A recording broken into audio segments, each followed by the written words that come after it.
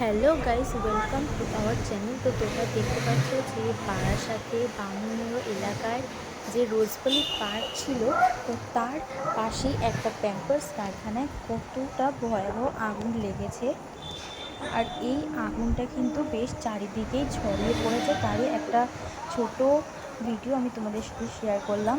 আর এটা কিন্তু বাড়ির ছাদ থেকে তোলা, মানে অনেক দূর দূরান্ত থেকে কিন্তু এটা দেখা যাচ্ছিল যে আকাশে আগুন ধরে রয়েছে। আর এর আশেপাশে বেশ 10 থেকে 15টা বাড়িও আগুন লেগে গেছে। প্রচুর বাসিন্দা কিন্তু ঘর ছাড়া হয়েছে।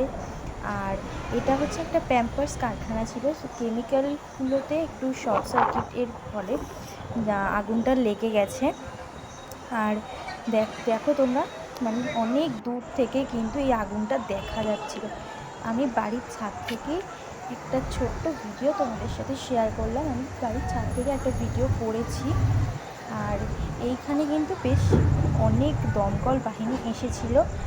আর এটা হয়েছে মোটামুটি 9টা নাগাদ।